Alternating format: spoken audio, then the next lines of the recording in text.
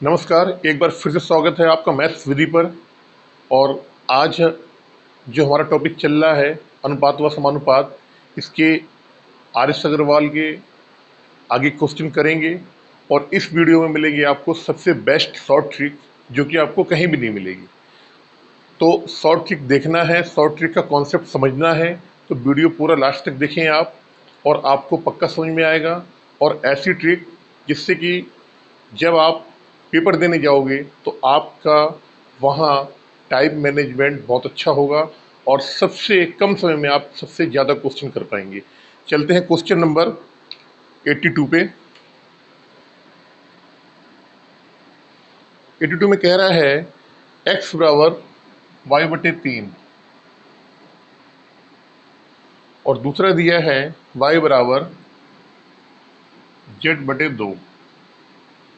पूछा गया है x और y, एक्स वाई और जेड का रेशियो पूछा गया है। बहुत इजीली है, बहुत सिंपल है। मैंने इस तरीके के कई क्वेश्चन आपको मैंने बताए हैं कैसे करेंगे। यहाँ से अगर हम निकालें तो आप कह सकते हो सर एक्स रेशियो वाई का मान जो आ गया है कितना आएगा, आपका आएगा 1:3 इस वाले से। और यहाँ से अगर हम निकालना चाहें नीचे वाले में तो आप कह सकते हो कि सर वाई रेशियो जेड का मान क्या होगा, ये हो जाएगा 1:2। दो तरीके होते हैं करने के, या तो आप ये पहला रेशियो हो गया, ये दूसरा हो गया। आप पहले और दूसरे रेशियो को बैलेंस कर लो। बैलेंस करने वाले मैंने आपको तरीका बताया है, क्या तरीका होता है हम ये देखते हैं। कॉमन क्या होता है, पहले वाले में नीचे वाले में y कॉमन है, तो y का मान पहले रेशियो में और दूसरे वाले रेशियो में सेम होना चाहिए। आपने ऊपर वाले में देखा तो आपने बोला सर y का मान कितना आ रहा है, 3 आ रहा है। नीचे वाले में आपने देखा, आपने कहा सर y का मान कितना आ रहा है, 1 आ रहा है।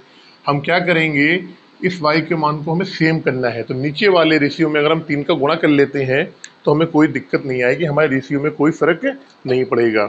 ये रेशियो बैलेंस करने वाला तरीका बता रहा हूँ मैं। तो मैंने क्या करा, नीचे वाले में 3 का यहाँ पे गुणा कर लिया, कि क्या रेशियो आ जाएगा, 3 और 3 दूनी 6। अब अगर मैं यहाँ से मान निकालना चाहूँ एक्स वाई जेड का, तो आप कह सकते हो सर एक्स वाई और जेड का क्या आ जाएगा, 1 3 6, 1 3 और 6। तो ये तो हो गया आपका रेशियो बैलेंस करने वाला तरीका। अगर दूसरा तरीका मैं अपनाना चाहूँ यहीं पे डायरेक्टली, तो आपको मालूम है कि x और y का जो रेशियो आया है वो है 1:3 का, और y और z का जो है रेशियो वो है 1:2 का। मैंने आपको बताया था जब भी x y z का निकालना है यहाँ पे x y और z, आप क्या करो, इसका सीधे गुणा कर लोगे आप पहले एक बार, 1 हो जाएगा, बीच वाला छोड़ दिया, इसका सीधा गुणा कर लोगे, ये जेड वाला आएगा, 3 दूनी 6 हो गया। और यहाँ 3 का गुणा इसमें ऐसे कर दो, 3 एकम 3, तो क्या आ गया, 1 3 6। एक्स वाई जेड का अनुपात आ गया 1 3 6। ये आपका पहला फर्स्ट टाइप है, फर्स्ट टाइप। ये आपका सेकेंड टाइप से मैंने आपको बता दिए। ये बहुत मैंने, आप मेरे पहले की जो वीडियो है उनको उठा के देखोगे, आपको बिल्कुल पक्का समझ में आएगा आपको। चलते हैं क्वेश्चन नंबर 82 की तरफ, जो कि आपकी स्क्रीन पे आ गया होगा 83 नंबर पे।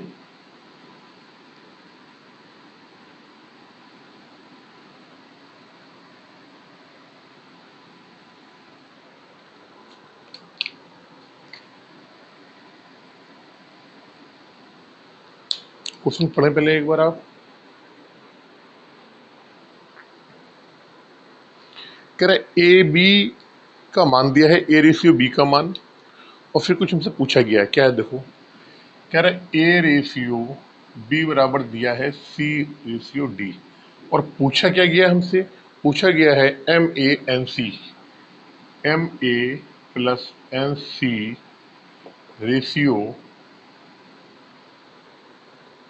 M B N D, M B और एन डी का मान हमसे यहाँ से पूछा गया है। एक बात बताओ मुझे आप, अगर मैं ऊपर वाले को लिखना चाहूँ तो A/B बराबर C/D लिख सकता हूँ। आप कहोगे हाँ सर लिख सकते हो। फिर मैंने ये बोला ऐसा करो, हमने देखा एक इसका मान हमसे पूछा गया है, A के साथ M आ रहा है और B के साथ M आ रहा है। तो मैं ये बोलूँ अगर इसमें मैं ऊपर m का गुणा कर दूं और नीचे भी m का गुणा कर दूं तो कोई फर्क रेशियो में नहीं पड़ेगा। फिर मैंने ये देखा कि c के साथ क्या आ रहा है, तो आपने कहा सर c के साथ n आ रहा है और d के साथ क्या आ रहा है, n आ रहा है। फिर मैंने कहा इस वाले रेशियो में अगर ऊपर भी n का गुणा कर देता हूं और नीचे भी n का गुणा कर दूंगा तो कोई फर्क नहीं पड़ेगा। आपने कहा हाँ जी सर बिल्कुल नहीं पड़ेगा। अच्छा एक चीज और, अगर मैं आपसे ये बात बोलूं, अगर मैंने आपको एक प्रॉपर्टी पढ़ाई थी, अगर आपको याद आ रहा हो, मैंने ये बोला था ये एक समानुपात का नियम है। अगर आप मेरे पहले के जो वीडियो है उसमें देखेंगे आपको समझ में आ जाएगा क्या था उसमें। अगर a अपॉन बी बराबर c अपॉन डी बराबर e अपॉन एफ है, अगर ये तीनों बराबर है तो मैं कह सकता हूं कि इन तीनों को ऊपर वालों का जोड़ नीचे वाले का जोड़ भी बराबर होगा। कैसे? आपको सर ए सी ई और यहां पर बी डी और एफ,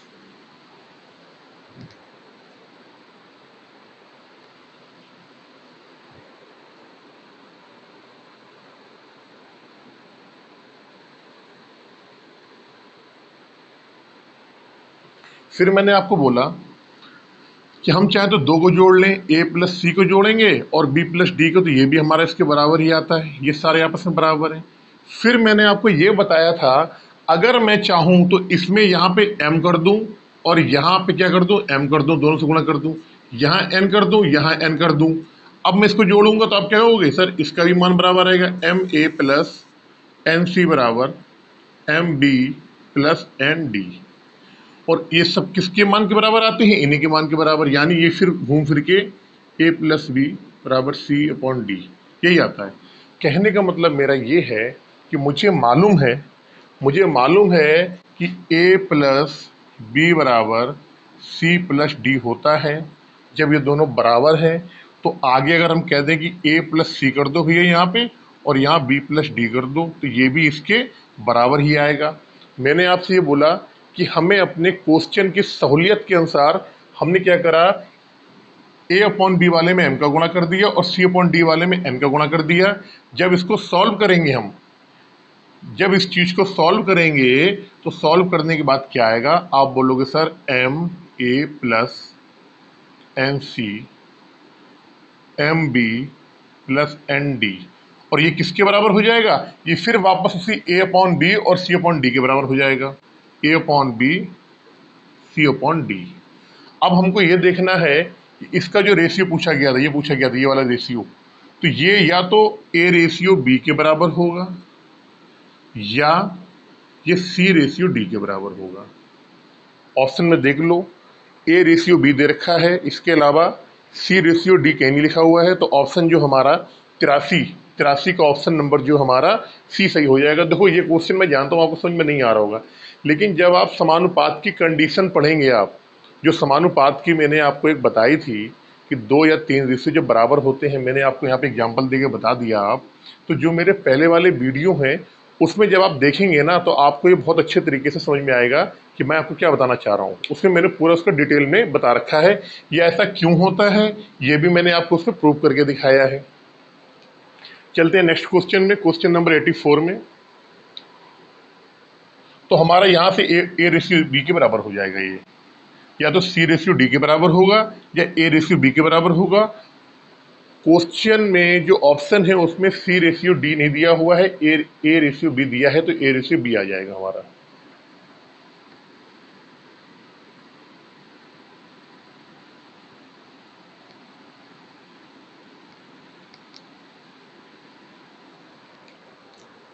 क्वेश्चन नंबर 84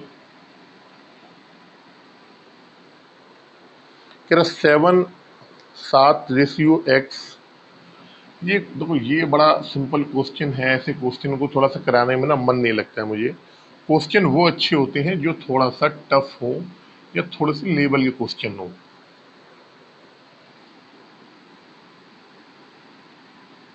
बीच में समानुपात का निशान दिया है, कोई दिक्कत नहीं। मैंने आपको बताया था जब दो रेशियो को दो रेशियो के बराबर किया जाता है या दो रेशियो समानुपात 2 रेशियो। तो पास वालों का पास में गुणा कर दो, दूर वालों का दूर में गुणा कर दो और दोनों क्या कर दो, बराबर कर दो। आप ये कह सकते हो x का मान निकालना है तो हम ये बोल सकते हैं कि इसका और इसका गुणा होगा, यानी 7 इंटू 22.5, और जो x के साथ में रहेगा ये वाला, यहाँ पे ये इसके भाग में आ जाएगा। यहाँ पे ये पॉइंट से ये पॉइंट कट जाएगा। 7 का अगर आप भाग दोगे, 7 दूना 14, 7 दूना 14, 3 7 पना 35, यानी 25 आ गया। 25 नवैया कितना होता है, आप कहोगे सर 225, 25 से काटोगे तो 9 बार कट जाएगा। x की वैल्यू कितनी आएगी, 9 आ जाएगी। यही आपका आंसर हो जाएगा। चलते हैं क्वेश्चन नंबर 84 की तरफ।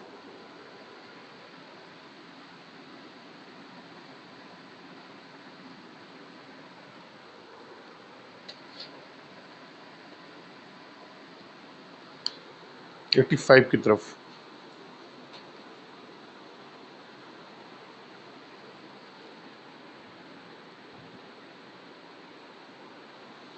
कह रहा है, देखिए फिर वैसे सेम क्वेश्चन आएगा, ये इसको भी सॉल्व कर लेते हैं।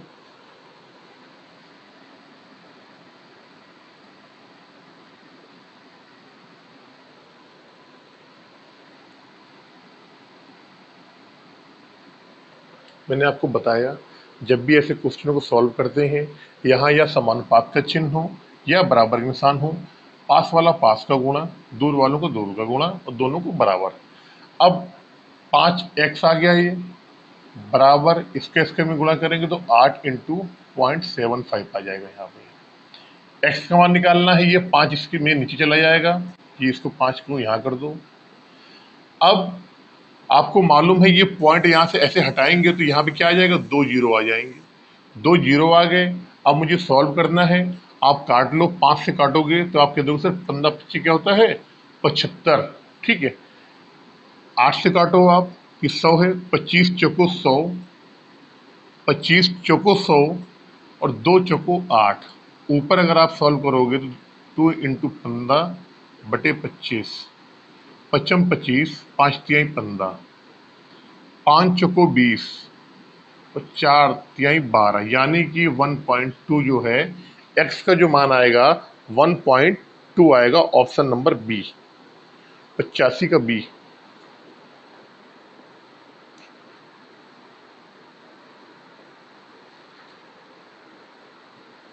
चलते नेक्स्ट क्वेश्चन पे, क्वेश्चन नंबर 86।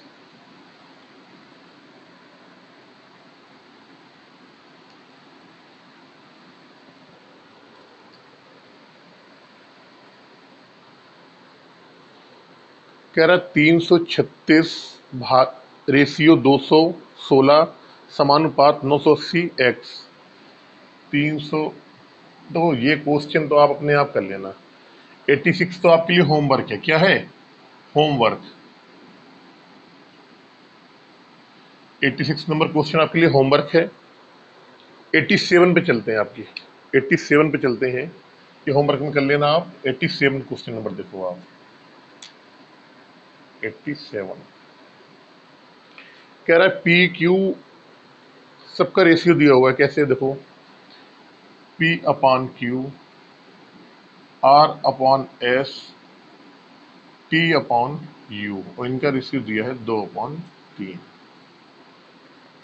अब हमसे पूछा क्या गया है, पूछा है M,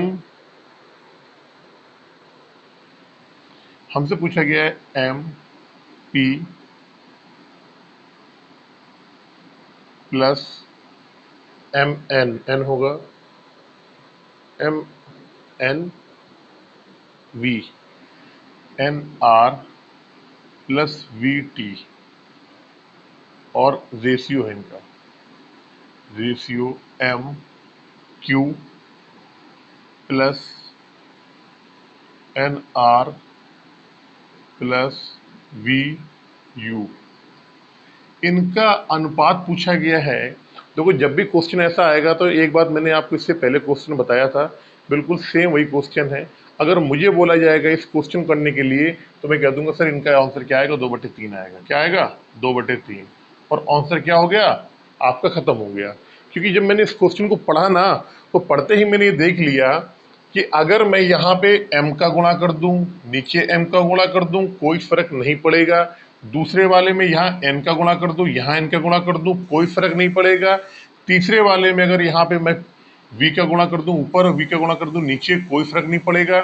तीनों को मैं अगर जोड़ दूं, इन तीनों को मैं अगर जोड़ूंगा, तो मुझे मालूम है इन तीनों का जोड़ या तो P अपॉन Q के बराबर होगा, या R अपॉन S के बराबर होगा, या T अपॉन U के बराबर होगा, या क्या होगा 2 अपॉन 3 के बराबर होगा। इन तीनों का जोड़, मतलब ये जो पूछा गया है मुझसे, m अगर ऊपर वाले को जोड़ दें हम, MP NR VT अपॉन नीचे वाले को जोड़ना है MQ NR VT। ऊपर वालों को हमने तीनों को जोड़ दिया, नीचे वालों को तीनों को जोड़ लिया, रेशियो ले लिया। इनका जो अनुपात आएगा वो मेरा इस चारों में से किसी न किसी के बराबर होगा। या तो वो P अपॉन Q के बराबर होगा, या R अपॉन S के बराबर होगा, या T अपॉन U के बराबर होगा, या 2 अपॉन 3 के बराबर, यानी होगा, कंफर्म होगा। इनका जो जोड़ है इस वाले रेशियो का और इस वाले रेशियो का, इनका जो जोड़ का जो मान आएगा वो P अपॉन Q है, या कह दो आप R अपॉन S है, या T अपॉन U है, या 2/3 है। अब आंसर में क्या दे रखा है? आंसर में आपको केवल अंक वाले दे रखे हैं, नंबर सिस्टम। तो यहाँ पे आपको मालूम है कि 2/3/2 नहीं होगा, 1/3 नहीं होगा, 1/2 नहीं होगा, तो क्या होगा 2/3 होगा। सीधे इसका आंसर आ जाएगा 2/3। अब आप फिर कहोगे सर कैसे कर दिया? तो मैंने आपको बताया कि आप मेरा वीडियो देखो, जो मैंने शुरू में, जब मैं अनुपात समानुपात के कुछ बेहतरीन नियम जो उनके कॉन्सेप्ट थे वो बता रहा था, तो वहाँ पे इस चीज़ को मैंने बहुत ही अच्छी तरीके से आपको समझाया है। RS अग्रवाल अनुपात समानुपात से अलग जो मैंने खुद नोट्स बना के मैंने आपको बताए थे, पढ़ाए थे, उस वो वहाँ जाना, वहाँ पे आपको इस चीज़ का पूरा डिटेल मिलेगा। चलते हैं नेक्स्ट क्वेश्चन, क्वेश्चन नंबर 87 में।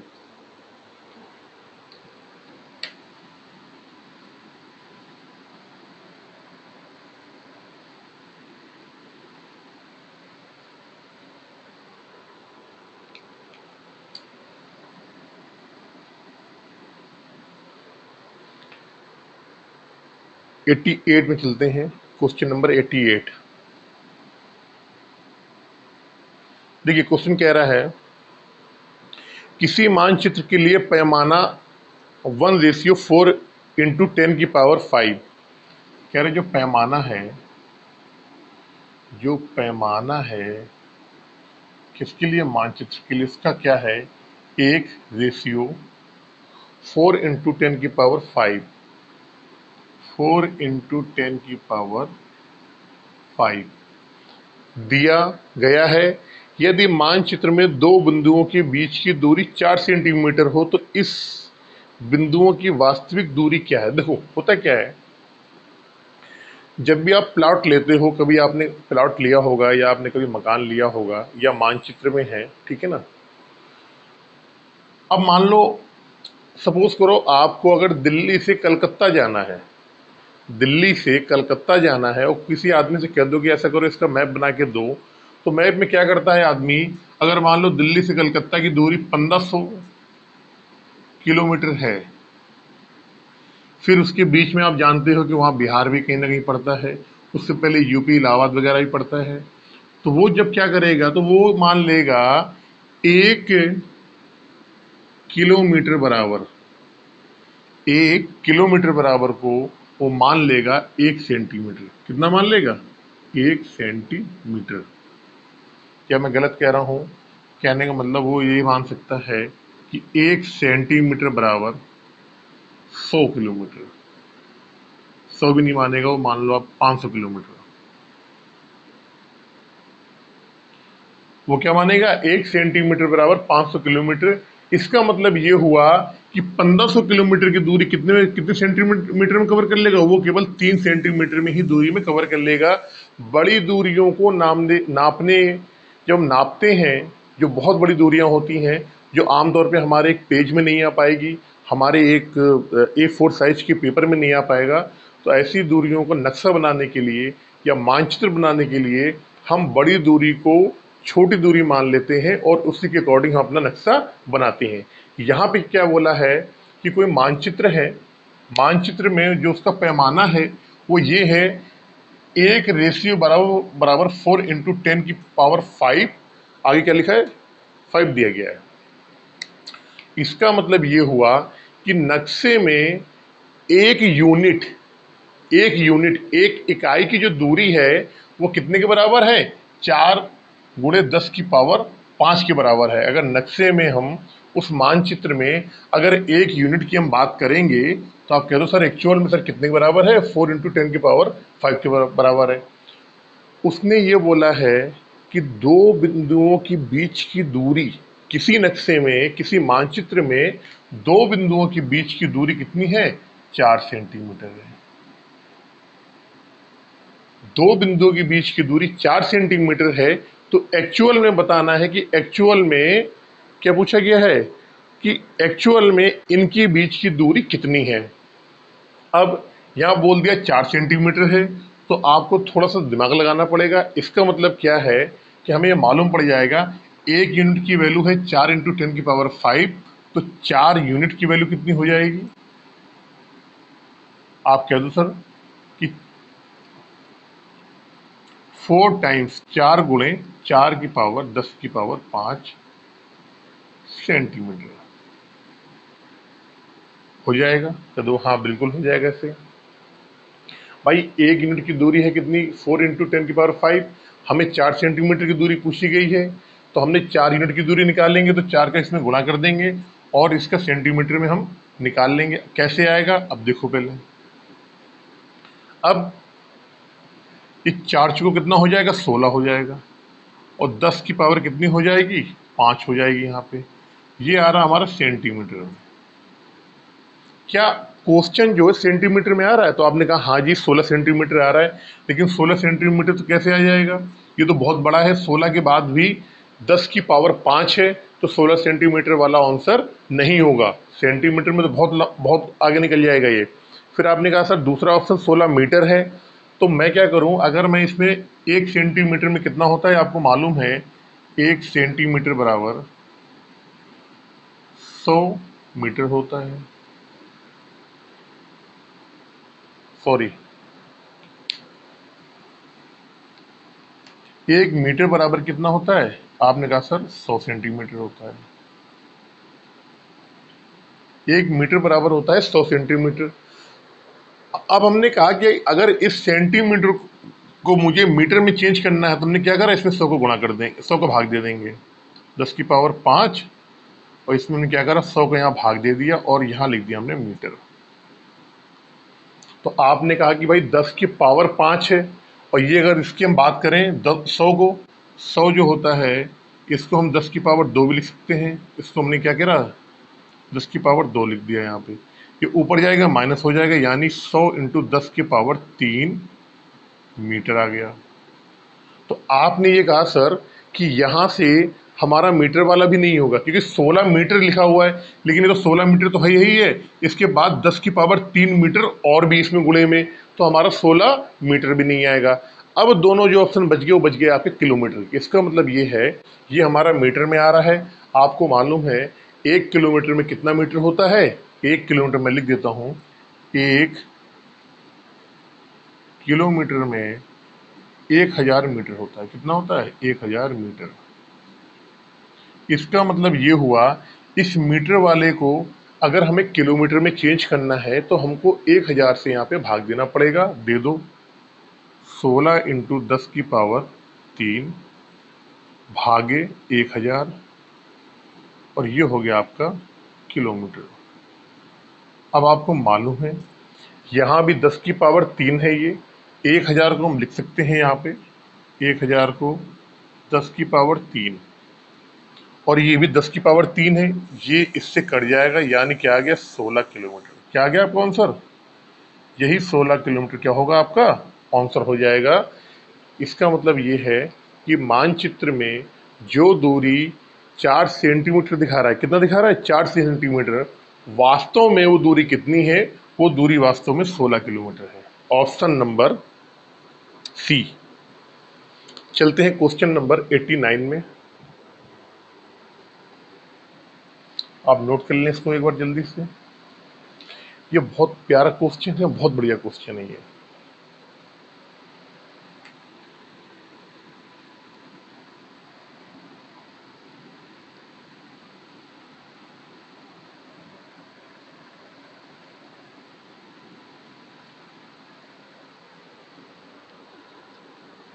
क्वेश्चन नंबर 89 कह रहा है किसी समय पर 1.4 मीटर ऊंचाई के एक लड़के की परछाई की लंबाई 1.2 मीटर है, यानी 1.2 मीटर। इसी समय पर एक भवन की परछाई की लंबाई 5.4 मीटर है, भवन की ऊंचाई कितनी है? देखो, तो वो यहाँ कंपेरिजन कर रहा है। वो ये बोल रहा है कि जब लड़के की ऊंचाई 1.4 होती है, ऊंचाई मतलब हाइट, ऊंचाई मतलब क्या हो गई? हाइट। जब लड़के की हाइट 1.4 मीटर होता है तो उसकी परछाई की लंबाई कितनी होती है? आप कह दोगे सर 1.2। ये हो गई लेंथ, ये हो गई परछाई, ये लिख लो यहाँ पे कि लंबाई हो गई, ये हो गई लड़के की हाइट। तो हम यहाँ रेशियो लगा सकते हैं, गुणा नहीं, रेशियो, कि लड़के की जब हाइट 1.4 मीटर होती है तो उसकी परछाई कितनी होती है? 1.2 मीटर। जब उस लड़के की ऊंचाई या हाइट कह दो आप 1.4 मीटर होती है तो उसकी जो परछाई जो बनती है उसकी 1.2 मीटर उसकी परछाई बनती है।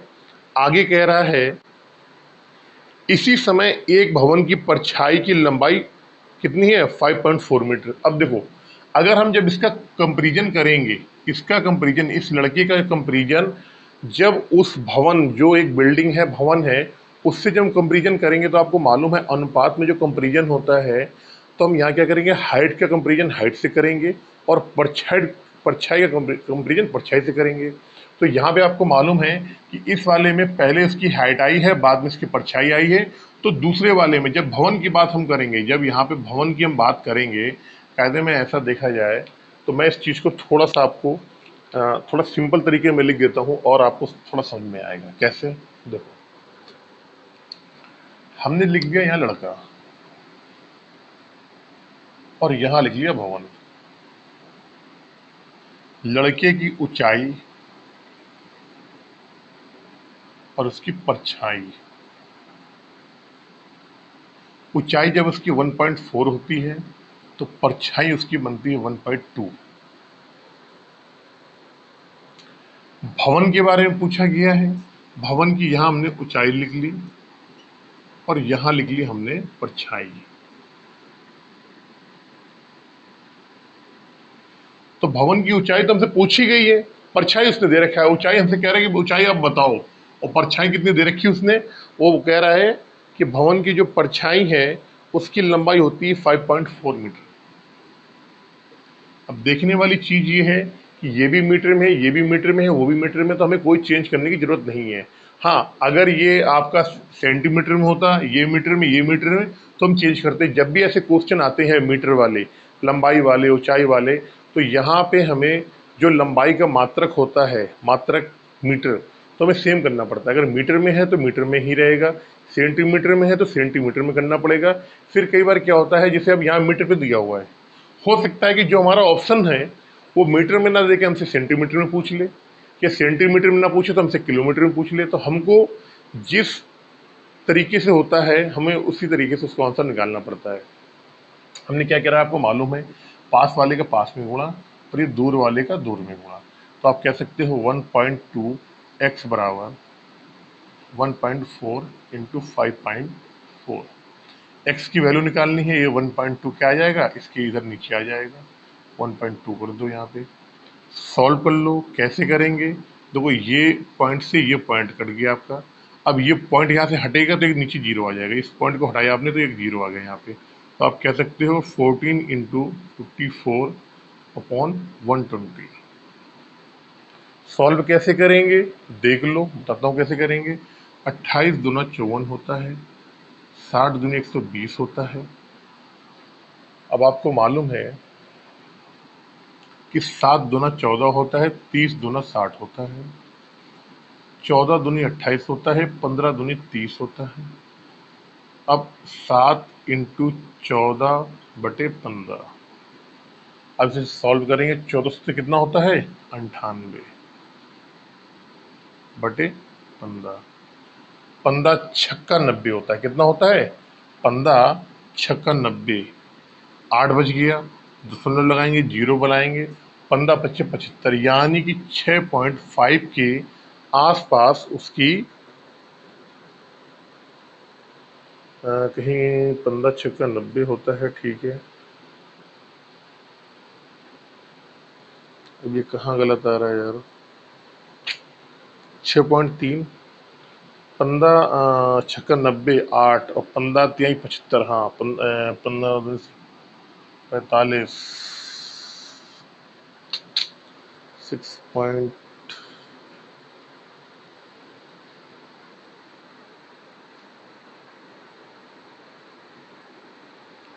क्वेश्चन तो सही है, क्या दिक्कत आ रही है इसमें। 1.2 है ये।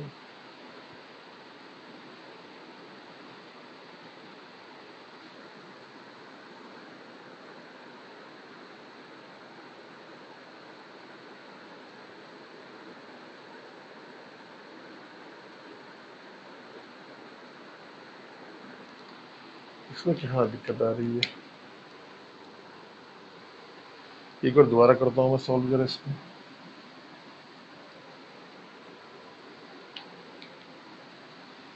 ये आएगा 1.4 इंटू 5.4 अपॉन 1.2। इसे सॉल्व करेंगे, आप कह सकते हो 6 दूनी 12, 7 दूनी 14, ये पॉइंट से पॉइंट कट जाएगा दोनों का, ठीक है। 6 9 54, 9 आ गया, 9 7 63, 6.3 आएगा भैया इसमें, 6.3 मीटर, यही आपका आंसर हो जाएगा। कई बार दिमाग काम नहीं करता है, 6 दूनी 12, 7 दूनी 14 और 6 9 54, 9 7 63, ये वाला यहाँ पे पॉइंट रहेगा, एक अंक के बाद पॉइंट लग जाएगा, 6.3 आएगा। सॉरी, माफी के लिए सॉरी चाहता हूँ। चलते हैं क्वेश्चन नंबर 90 पे।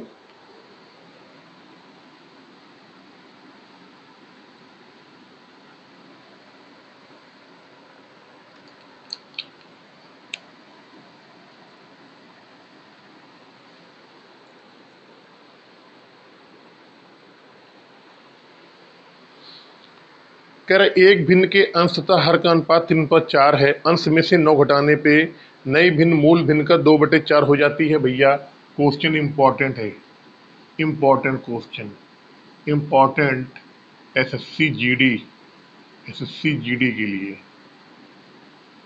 Important for SSC GD. कह रहा है एक भिन्न है जिसका अनुपात है 3:4, हमने लिख लिया भैया एक भिन्न है जिसका अनुपात है 3:4। अब ये बोल रहा है इस भिन्न के अंश में से 9 घटाते हैं, तो नई भिन्न जो है वो मूल भिन्न का 2/3 हो जाती है। जो नई भिन्न आई मूल भिन्न का 2/3, यानी इसका मूल भिन्न 3/4 है, इसका कितना हो जाती है 2/3। ये 3 से 3 कट जाएगा, 1/2 2 दूनी 4, यानी कि 1/2। उसने बोला है कि जो नई भिन्न आती है वो मूल भिन्न क्या है 3/4, 3/4 का 2/3 हो जाती है, 3/4 का 2/3 निकालेंगे, 1/2 आएगा, यानी कि जो नई भिन्न आई है उसका रेशियो क्या है 1:2, 1:2 आ गई नई भिन्न। लेकिन एक बात उसने क्या बोला है, ये भिन्न 1:2 में कब आई है, ये तब आई है जब उसके अंश में से 9 घटाया गया है, अंश में से 9।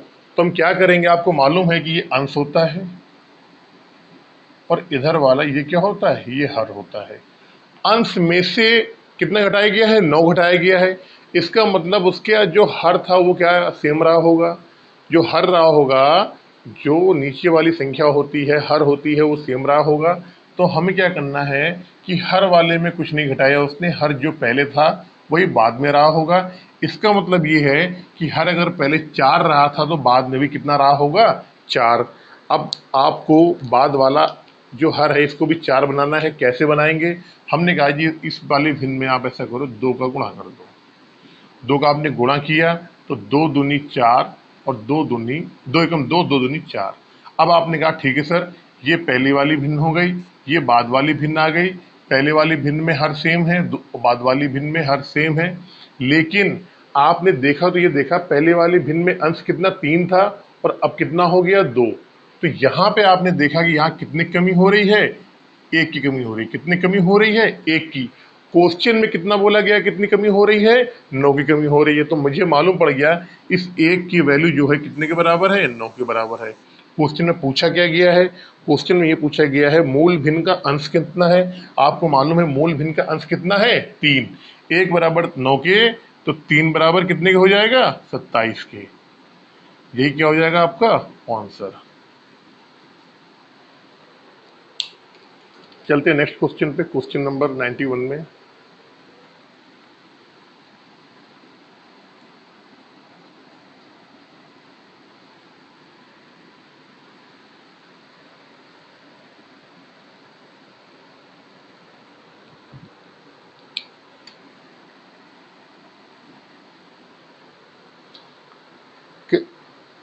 कह रहा वो कौन सी भिन्न है जिसका 1/7 के साथ वही अनुपात है जो कि 3/11 तथा 5/9।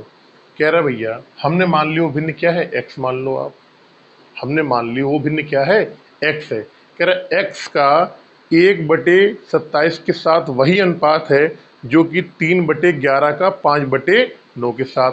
तो हम कह सकते हैं x का अनुपात 1/11 के साथ वही है जो कि 1/27, सॉरी, 1/27 के साथ वही अनुपात है जो कि 3/11 किसके साथ है? 3/11 का 5/9 के साथ है। हमने मान लिया एक भिन्न x है जिसका अनुपात 1/27 के साथ वही है जो कि 3/11 का 5/9 के साथ है। बराबर कर लेंगे। सॉल्व करने के लिए पास वाले का गुणा बराबर दूर वालों का गुणा। अब कैसे करेंगे? x का मान निकालना है तो आप कह सकते हो कि 5x/9 बराबर 1/27 इंटू 3/11। 3 9 27, 9 आ गया यहाँ पे। अब आपको मालूम है गुणा में है, गुणा में है, ये 9 से 9 कट जाएगा। x का मान निकालना है तो आपने कहा सर x का मान क्या आएगा? ये 11 नीचे जाएगा तो 1/55। यानी हमें मालूम पड़ गया वो जो भिन्न है वो भिन्न क्या है? 1:55 कह दो आप या 1/55 कह दो। यही आपका आंसर है, ऑप्शन नंबर डी। चलते हैं नेक्स्ट क्वेश्चन 92 नंबर में।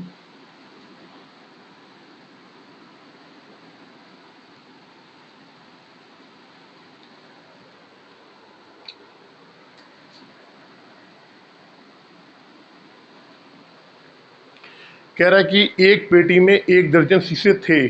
पेटी के गिरने पे टूटे हुए शीशे तथा बिना टूटे हुए शीशों का अनुपात निम्न में से क्या नहीं हो सकता है? कौन सा नहीं हो सकता?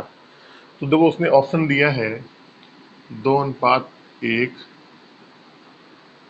3:1, 3:2, 3:1, 3:2 और 7:5। कह रहा भैया एक पेटी थी, उसमें 1 दर्जन शीशा था। एक पेटी थी और 1 दर्जन का मतलब क्या हो गया? आपको मालूम है 1 दर्जन बराबर क्या होता है? 12 शीशे। 1 दर्जन मतलब होता है 12। तो हमें मालूम पड़ गया उस पेटी में 12 शीशे थे। कोई लेके जा रहा था, गलती से वो पेटी नीचे गिर गई और नीचे गिरने के बाद उसमें से कुछ शीशे टूट गए। अब क्वेश्चन में ये पूछा गया है कि टूटे हुए शीशों, क्या कह रहा है कि गिरने पे टूटे हुए तथा बिना टूटे हुए शीशों का अनुपात निम्न में से कौन नहीं सकता? अच्छा मुझे एक बात बताओ आप, पहले 12 शीशे थे और जब ये शीशे नीचे गिरेंगे टूट जाएंगे, तो मैंने बोला कि भैया एक शीशा केवल टूट गया मान लो, तो आप बोलोगे सर कितने बच गए इसमें? 11 बच गए। 11 बच गए ना। तो इसमें टूटे, मतलब इसमें टूटे हुए और बिना टूटे का जो भी अनुपात आएगा, उनका जो योग आएगा वो हमेशा 12 से डिवाइड होगा। कैसे होगा देखो, ऑप्शन नंबर ए ले लिया हमने। अब हमने क्या करा कि यहाँ पे बोल रहा है, क्या बोल रहा है पहले? टूटे हुए बिना टूटे। ये वाला टूटा हुआ है और ये है बिना टूटा।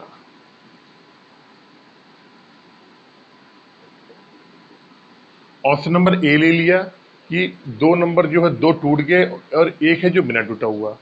तो मेरा कहने का मतलब ये है, थोड़ा सा आप दिमाग लगाओ, हमारी जो भी टूटे हुए शीशे और बिना टूटे हुए शीशे का अनुपात आएगा वो हमेशा 12 को डिवाइड करेगा। भाई 12 को डिवाइड करेगा तभी तो मालूम पड़ेगा। कैसे? अगर हम यहाँ पे निकालें 2 1 3, 3 का भाग हम 12 में देंगे, 4 बार 4 दूनी 8 और 1 8 और 4, यहाँ मालूम पड़ गया यहाँ कितना आ रहा है? 8 और 4 आ रहा है। इसका देखेंगे 3 1 4, 4 3 12, 3 त्रिका 9 और 3, ये 9 3 आ गया। 3 2 5। अब 5 का भाग हमें 12 में जाएगा ही नहीं, 5 का जो भाग है वो 12 में जाएगा ही नहीं। तो ये क्या हो जाएगा? यही हमारा ऑप्शन हो जाएगा। बी है जो, ये सी है, ये डी है। यहाँ देख लो 7 5 12, 12 के 12, यानी यहाँ पे 7 और 5 का आ जाएगा। कहने का मतलब मैं ये समझाना चाह रहा हूँ आपको बहुत सिंपल से तरीके में, जब पेटी हमारी गिरी, शीशे टूटे, तो टूटने वाले और नहीं टूटने वाले दोनों का जो अनुपात होगा, दोनों का जो अनुपात होगा वो हमेशा ही इस 12 में डिवाइड होगा पूरा पूरा। अगर उनका अनुपात उस 12 से में डिवाइड नहीं हो पा रहा है तो इसका मतलब फिर वो हमारा आंसर वहीं से गलत हो जाएगा। तो 7 3 और 2 5। अब 5 का भाग हम 12 में देंगे तो पॉइंट में आएगा। तो शीशे कोई पॉइंट में थोड़ी नहीं होता है। शीशा कोई पॉइंट में आएगा क्या कि हाँ जी 7.5 शीशे टूट गए, इसके बाद क्या नाम है 3.5 बच गए, ऐसा होता है क्या? भाई शीशा तो, जो एक शीशा आता है वो पॉइंट में तो आता नहीं कभी। शीशा एक शीशा होगा, 2 होगा, 3 होगा, टूट जाएगा तो टूट जाएगा, नहीं टूटा नहीं टूटा। अब ये तो है नहीं कि जी थोड़ा सा टूट गया पूरा टूट गया। तो टूट गया तो टूट गया, चाहे वो थोड़ा सा टूटे चाहे पूरा टूटे, और जो बिल्कुल सही है वो बिल्कुल सही है। तो आपको मालूम होना चाहिए कि ऐसे क्वेश्चनों में जो भी टूटे हुए बिना टूटे हुए शीशे का अनुपात है, वो अनुपात हमेशा ही, उसका जो योग आएगा वो इस 12 को हमेशा ही डिवाइड करेगा, तभी हमें उनका अनुपात निकल के आ पाएगा। यहाँ पे चलते हैं क्वेश्चन नंबर 93 में।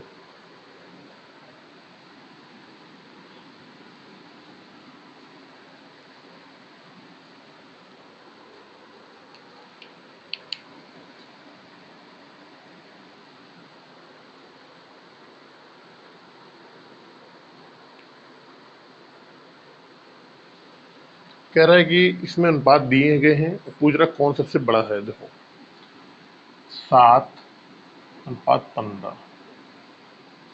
दूसरा दिया गया है 15:23, 15:23। तीसरा दिया हुआ है 17:25 और चौथा दिया है 21:29।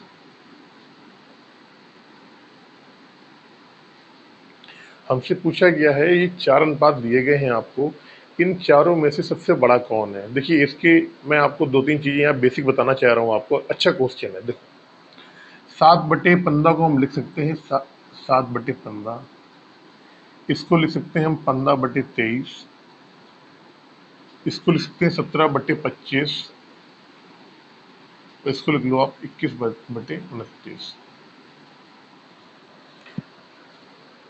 आपको मालूम है ये भिन्न है। क्या है? ये भिन्न है। अब मैंने आपको बोला अगर इसका हम डिफरेंस निकालें तो आप कह दो सर 8 आ रहा है, यहाँ भी 8 आ रहा है डिफरेंस, यहाँ भी 8 आ रहा है और यहाँ भी 8 आ रहा है। जब भी अनुपात का क्वेश्चन दिया हो और वहाँ पे अंश और हर का डिफरेंस सेम आ रहा हो और पूछा गया हो कि कौन सी भिन्न बड़ी है, तो वहाँ पे एक नियम लगता है। नियम ये लगता है, जैसे ये जो भिन्न है ये प्रॉपर भिन्न है। कौन सी भिन्न है? Proper proper fraction. अब आप पूछोगे सर प्रॉपर फ्रैक्शन क्या होती है? जिस भिन्न में हर बड़ा होता है, अंश छोटा होता है, उसको बोलते हैं प्रॉपर फ्रैक्शन। उसको क्या बोलते हैं? प्रॉपर फ्रैक्शन बोलते हैं। प्रॉपर फ्रैक्शन एक बार देखना पड़ेगा इसमें क्या बोलते हैं इसको हिंदी में, मुझे याद नहीं आ रहा है अभी। चलो मैं बता दूंगा आपको बाद में। प्रॉपर फ्रैक्शन में क्या होता है? हमेशा क्या होता है? हर जो है वो अंश से बड़ा होता है। इम्प्रॉपर में क्या होता है? इम्प्रॉपर फ्रैक्शन में इसमें जो है अंश जो होता है वो हर से क्या होता है? बड़ा होता है। अब मैं आपको ये बात क्यों बताना चाह रहा हूं, क्योंकि ये जो टॉपिक आया है ये अच्छा क्वेश्चन है, आता है कई बार। जब प्रॉपर फ्रैक्शन दिया हो और हर और अंश का अंतर समान हो, जब जब प्रॉपर फ्रैक्शन दिया हो, जब हर और अंश का अंतर समान हो, तो जिस भी भिन्न का अंश और हर का टोटल ज़्यादा आएगा वो भिन्न सबसे बड़ी होगी। कहने का मतलब, अब आपने देखा 15 शायद कितना आ रहा है, यहाँ पे ये कह दो सर 22 आ रहा है, समझना मेरी बात। यहाँ कितना आ रहा है? 3 और 1 8 38 आ रहा है। इन दोनों को जोड़, यहाँ कितना आ रहा है? 7 5 12, 2 1 3 1 4 42। यहाँ कितना आ रहा है? 9 1 10, 2 4 1 5। आपको मालूम पड़ गया प्रॉपर फ्रैक्शन में कि दोनों का अंतर 8 8 आ रहा है, जितने भिन्न है सबकी प्रॉपर फ्रैक्शन है। प्रॉपर फ्रैक्शन का मतलब ये होता है कि हर जो है सब में बड़ा है, सबका डिफरेंस सेम आ रहा है। इसका मतलब ये है, और फिर मैंने आपको बताया कि जो इनके जोड़ होता है 15 7 22 आया यहाँ पे, 23 और 15 38 हो गया यहाँ पे, 15 और 17 42 हो गया, 29 और 21 हो गया 50 आपका। तो मैंने ये बताया कि जिसका योग सबसे बड़ा होगा, अब आपने कहा सबसे बड़ा कौन सा है? 50। इसका मतलब सबसे बड़ी 50 है, उसके बाद सबसे छोटी कौन सी है? फिर 42 है, फिर उसके बाद छोटी क्या है? 38 है। तो यहाँ पे क्वेश्चन में पूछा गया है सबसे बड़ा अनुपात कौन है, तो आप कह सकते हो सर सबसे जो बड़ा अनुपात है 21 अनुपात 29 है, 93 का ऑप्शन नंबर डी। लेकिन अगर यही क्वेश्चन इम्प्रॉपर में होता, इम्प्रॉपर फ्रैक्शन में होता, तो आप क्या करते? अब देखो मैं यहाँ पे एग्जांपल देके आपको बता रहा हूँ। इम्प्रॉपर में क्या होता है? अंश जो होता है वो हर से बड़ा होता है। क्या होता है? अंश हर से बड़ा होता है। कैसे होता है देखो बताता हूँ मैं आपको।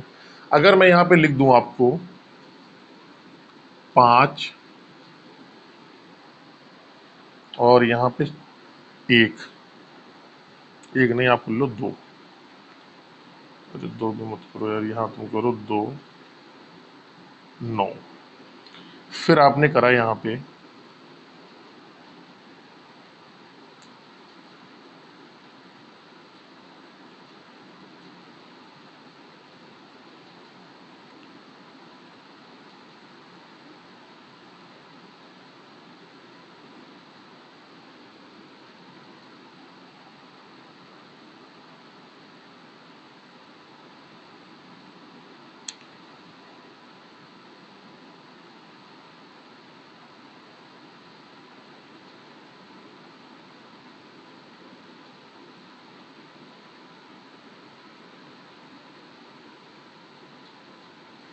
अगर मैं अब आपसे ये पूछूं कि ये 4 भिन्न दी गई हैं, यहाँ पे 4 अनुपात दिए गए हैं, तो इनमें सबसे बड़ा अनुपात कौन होगा?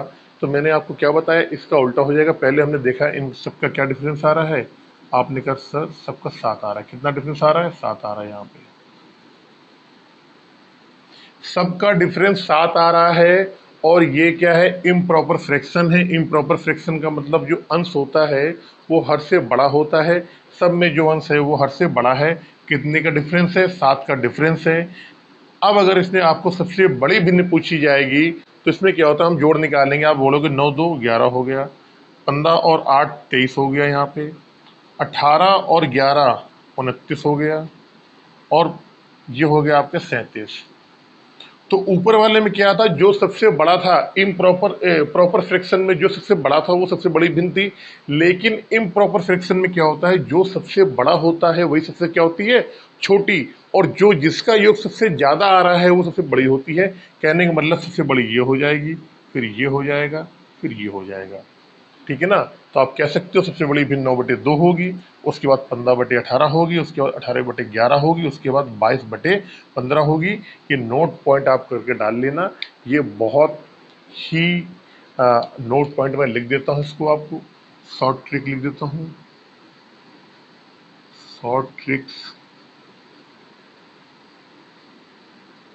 और इस क्वेश्चन को मैं आपको देता हूँ मोस्ट इंपॉर्टेंट क्वेश्चन।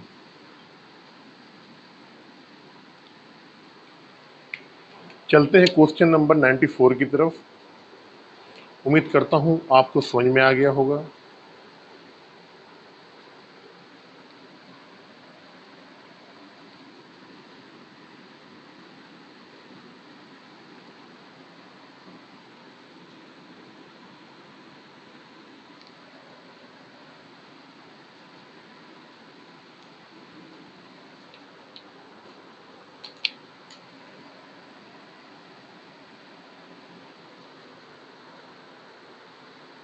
कह रहे किसी समकोण त्रिभुज की समकोण बनाने वाली भुजाएं 5:12 में है।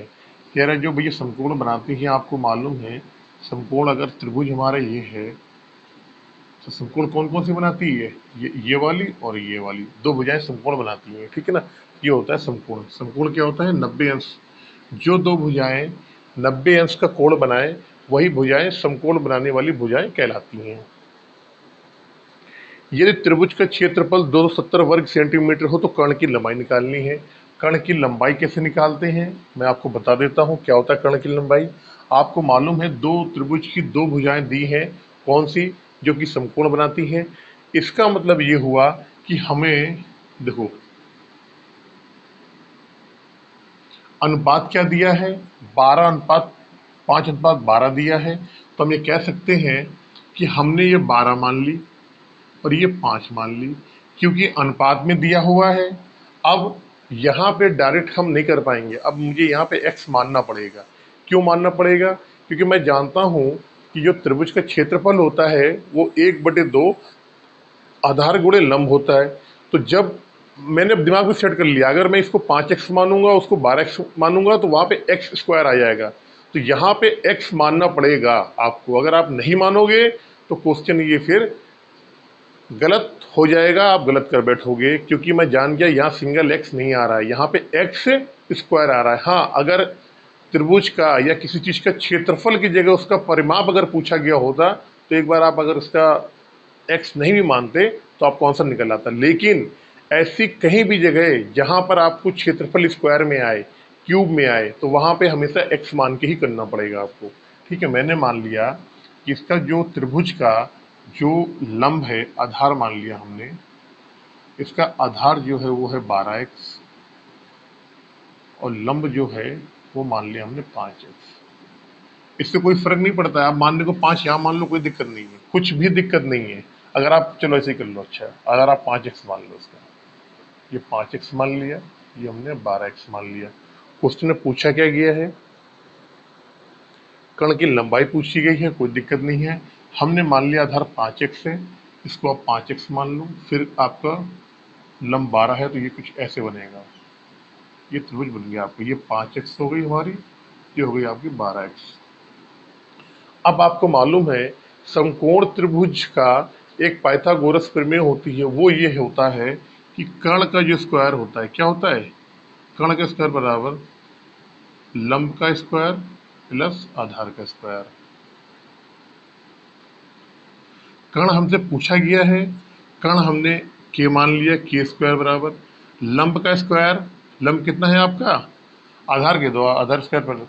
तो आपने बोला लंब ये कितना है, 12x है, इसका होल स्क्वायर कर दो, प्लस आधार कितना है 5x है, इसका भी होल स्क्वायर कर दो। इसको सॉल्व करेंगे 144x² प्लस 25x² आ जाएगा। यहाँ से इसको इन दोनों को जोड़ देंगे, 69 x² आ जाएगा।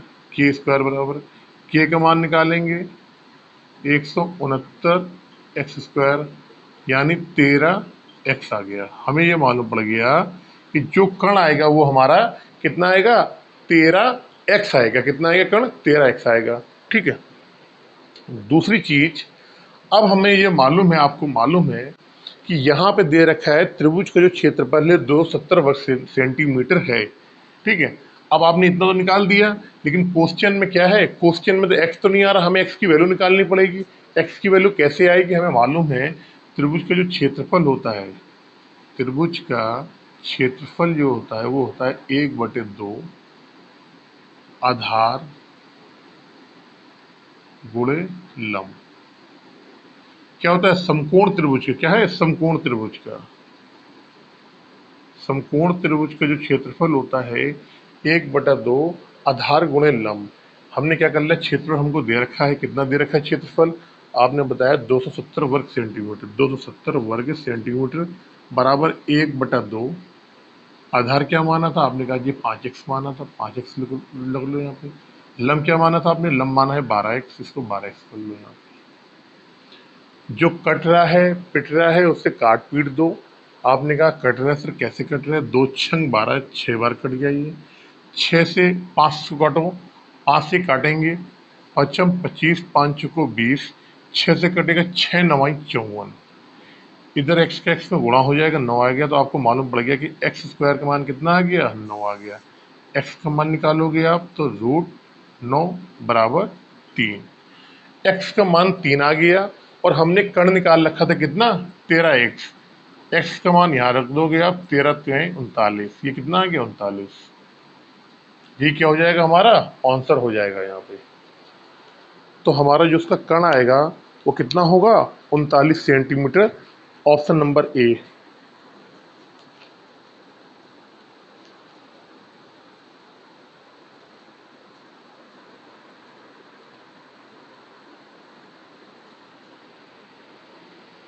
चलते हैं क्वेश्चन नंबर 95 में जल्दी से।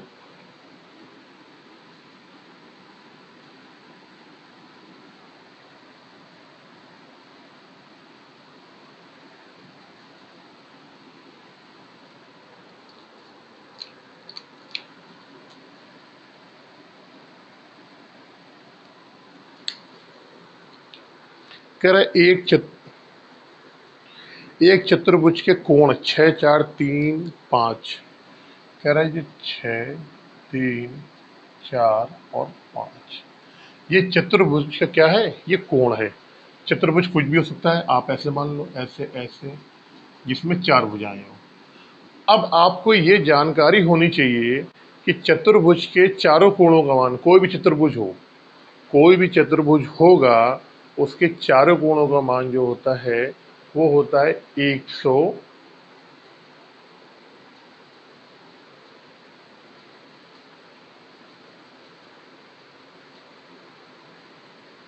360। कितना होता है त्रिभुज, त्रिभुज के सिंपल बना लो, सिंपल, अगर वैसे नहीं मालूम सिंपल बना लो आप।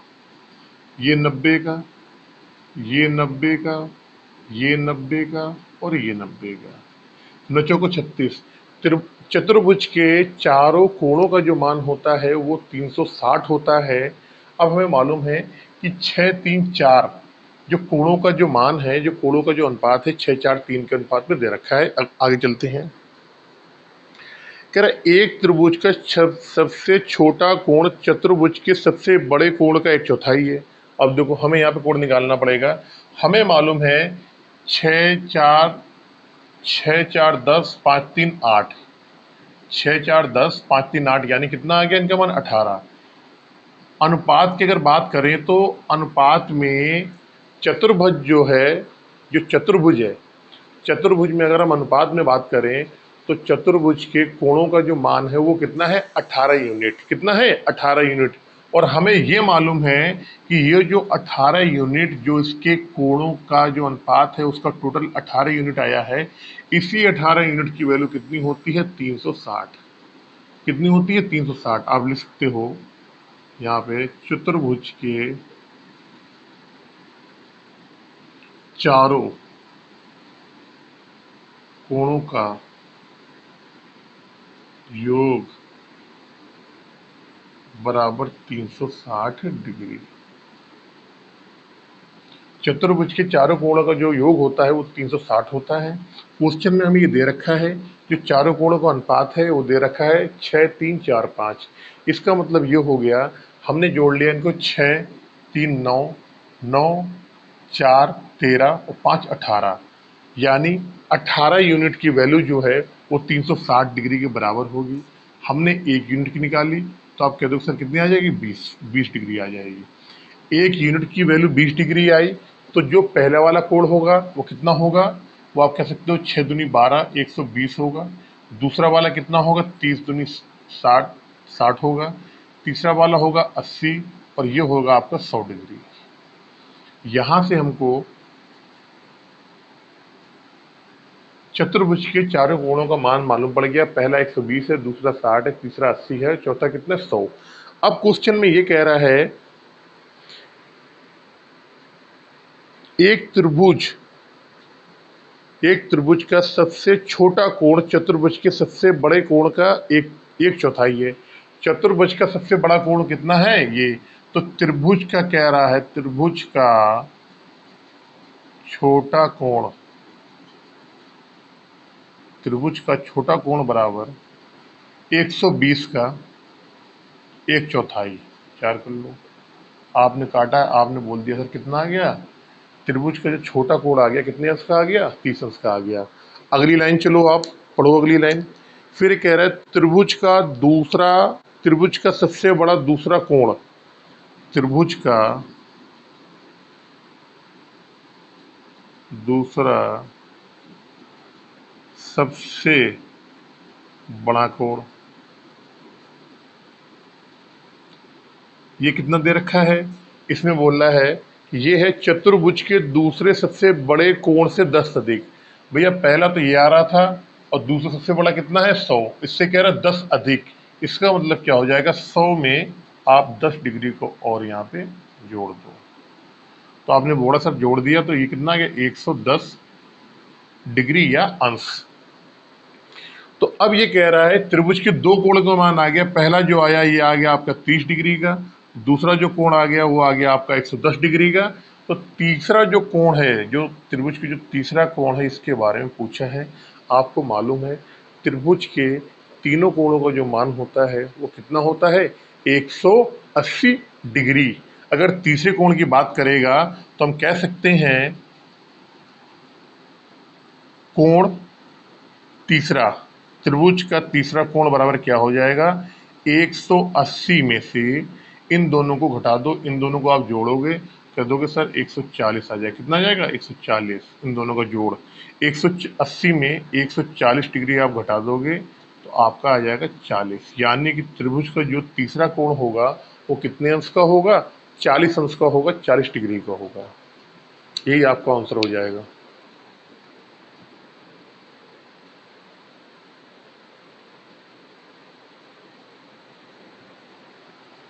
चलते हैं क्वेश्चन नंबर 96